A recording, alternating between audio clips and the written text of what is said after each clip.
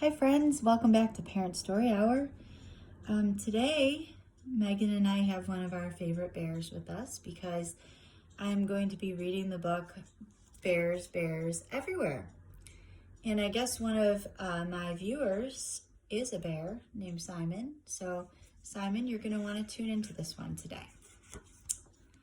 One bear in the air. Two bears on the stairs. So far, so good. It's all pretty normal. Look, I see three in a tree. Getting a little weird.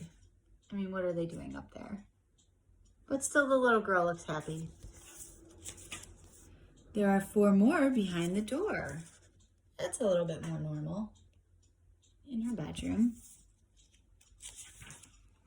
5 bears in a chair.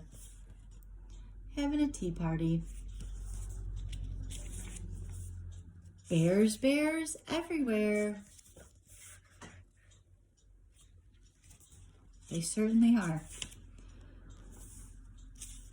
Okay, I did a lot of research over these next 2 pages because this is how I originally read it.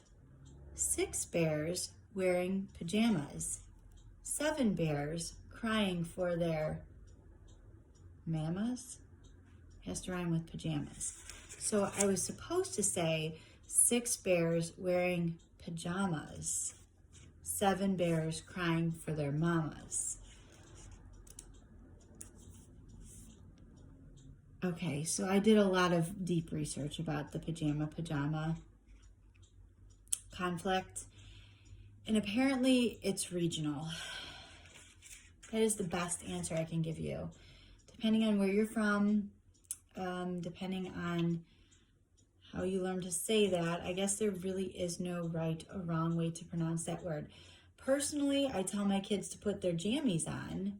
I don't tell them to put their jammies on. So I do say pajamas, but it is pronounced both ways. So for this story, it will be pajamas. And here are the ones crying for their mamas. 8 bears, hungry as can be. Okay, now notice the little girl is getting a little bit alarmed. I mean, these bears are, look at their tongues. I mean, they look vicious. Terrifying, really. 9 bears running after me. Okay, getting a little strange. First they were just sitting on the floor, now they're chasing her. Bears here. Yep, and look at her face. A little more alarmed. Bears there, by far the creepiest picture of them all. What would you do if you opened your basement door and saw those creepy bears? Would you look like that? Probably. I would. Bears everywhere. And they sure are. One of them's on the phone. They're chasing her. That one's hanging from a chandelier. Wow, it's out of control. 10 bears huffing and puffing. And the little girl looks pretty scared at this point. I would be too, honestly.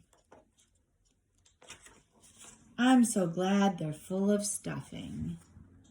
And it ends by saying it was all in her imagination. I don't know though. Who was that bear calling on that page?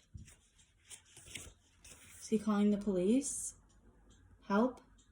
My stuffed friends have come alive and are taking over the house? I don't know. I'd like to hear that 911 call. Anyway, that was Bears Everywhere. I hope you enjoyed that story. We will see you back tomorrow for another Parent Story Hour. I hope everyone is staying sane and healthy.